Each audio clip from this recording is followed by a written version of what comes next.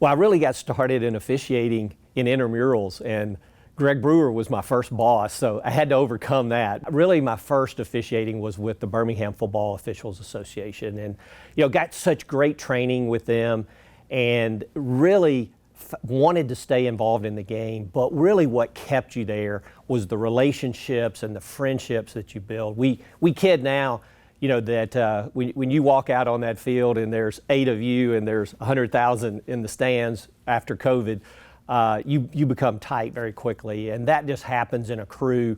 No matter if it's high school, college, whatever, you get tight as a group. And that's what keeps you in. But Birmingham Football Officials Association, or BFOA, really gave me that initial set of training. Their membership committee worked to give you kind of the building blocks to become a good official. And so that's what's so memorable about my start. Boy, so many great memories through the years of officiating. And I was very lucky. I got to work some great games. I worked a 6A state championship game, 2 national championship games, and great memories from those. The first one, certainly, I was a very young referee at the time, and Florida State, Virginia Tech. This is when Florida State has some of their great teams. Virginia Tech had Michael Vick, and the thing you remember about that game, Florida State had such a fast defense, probably the fastest defense I've ever seen, and Michael Vick just toyed with them. An incredible game.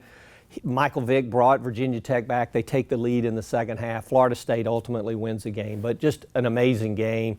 The second national championship game was USC and Oklahoma. That's when Leinart and Bush and those great USC teams. And so great memories from that as well. But I think some of the things that really stick out are the crew workings together and the time you spend as a crew. I think back to Saturday morning breakfasts were so much fun, getting ready for that game, because that was your one moment to kind of relax before you got into your pregame and worked into that. Another great memory was my first day as coordinator of officials for the SEC, my first game Saturday. So my plan was to go into the video center. I was going to spend the day with Commissioner Slive, who had hired me. And so we're getting ready for that day. I'm a little uptight, and the phone rings about 6:15 on that Saturday morning. And Jamel, my wife, was not so happy maybe me coming off the field. And so the phone's on her side. She answers the phone, and then she hands me the phone, rolls her eyes. She says, "It's Russ Pulley." Now, Russ Pulley was my old umpire. And so I answered, I said, "Russ, what's up?" And he said, "Hey, you've got to get down here and referee this game. We've lost our referee, Hubert Owens." And I said, "What do you mean you've lost Hubert?" And he said, "He didn't take his flight out of Atlanta. He missed the meeting last night. He didn't check into the hotel. He didn't get his rental car. We can't find him." And I was like, "Okay, Russ, slow down. Look, you work with the crew. Go get them ready in pregame. I'll call. We'll find Hubert. We'll get it all squared away." So I start calling. I can't find Hubert. Long story short, now I talk back to Russ and say, "Hey, I'm not sure, but you get ready to referee this game." So now I'm packing my bag. I'm not sure if I'm going to the video center or if I'm going to Gainesville, Florida. I learned you can't buy a ticket online or over the phone in the last hour before a flight, but we found a flight into Gainesville, or actually Jacksonville, and it was Southwest. They had a person meet me at the door. They swiped my credit card. They walked me to the front of security. But as I left my wife, I said, "Hey, I got to get from Jacksonville to Gainesville, call the crew, get a state trooper, get me transportation." She said, "I'll text you." So I'm the last person on the plane. I'm the first person off the plane. As I'm getting off the plane, I get a text from my wife, Jamel, that says, "See the K-9 officer." So I'm thinking, okay. So as I go down the jetway, there's a police officer there, big K-9 patch, and he said, "Are you Mr. Shaw?" I said, "I'm Steve Shaw." He said, "Come with me." So we go down through the airport. We get in this cruiser, biggest dog you've ever seen in your life, and we cruise across the airport runway, and I look up, and there's the Florida Gator jet, big gator head on the side, and he said, "That's your ride to Gainesville." And I'm like, "How is this going to look? The referee going in on the Gator jet." He said, "That's your ride." So I flew in on the Gator jet, met the crew, we worked the game, had a great game. The most gratifying thing in officiating ultimately becomes the relationships you build with your crewmates. That bond is there forever. I can go 2 years and not talk to a crewmate and call them, and instantly it's like we're back together and we've never been apart. I still talk to crewmates that we've worked with, and it's a lifelong bond. There's countless people that had influence on my officiating career. I think back to the original days with the Birmingham Football Officials Association and their membership committee, and the training and the feedback and all the things that would help you improve as an official. I really would focus most on my mentor, and that's General Dick Burleson. Now, he's a member of this illustrious hall already, but he was a great mentor to me. It was more than just, here's where you need to stand and look to make roughing the passer calls. His was like leadership, and how do you lead a crew, and what do you do, and how do you develop your career?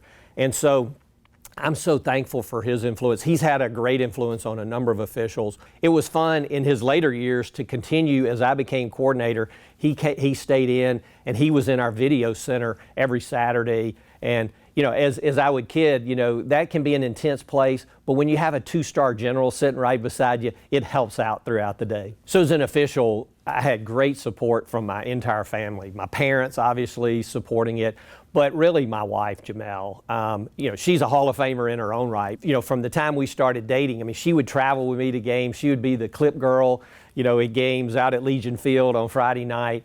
But over time, she just learned the game. She's got a great eye for the game. And when I was in the SEC, as soon as our game was over, you know, we would get together with our observer and go through a post game. But the crew would always be, hey, call Jamel, find out how we really did. And so she would always give great feedback and was so supportive over the years. And without that support, I would have never had the opportunities that I had. And it's been fun where we've been able to travel together, to go to places, but really, without her support, none of this would have been possible. I get the opportunity to talk to a lot of young officials starting out, wanting to move up.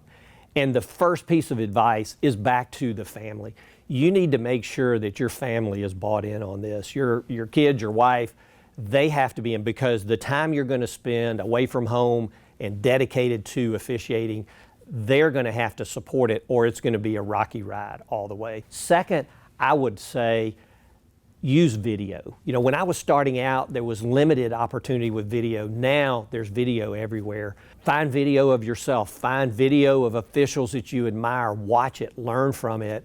Watch games in an official's perspective. That's what makes you better as an official, and that's the opportunity. If you want to move up, if you want to work better games, video is what will do it.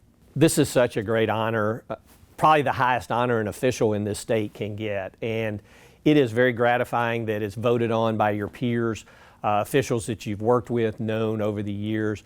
But really and truly, there's so many officials that deserve this award as much as I do, or any of those in the hall. We're all kind of one body, and we wear that black and white striped shirt, and people view us as all the same. And but it is a great honor to be recognized. I think of so many people that deserve this recognition as well, but again, I'm just so honored to be recognized by my peers, and it's really a humbling opportunity, and I'll continue to work to make myself worthy.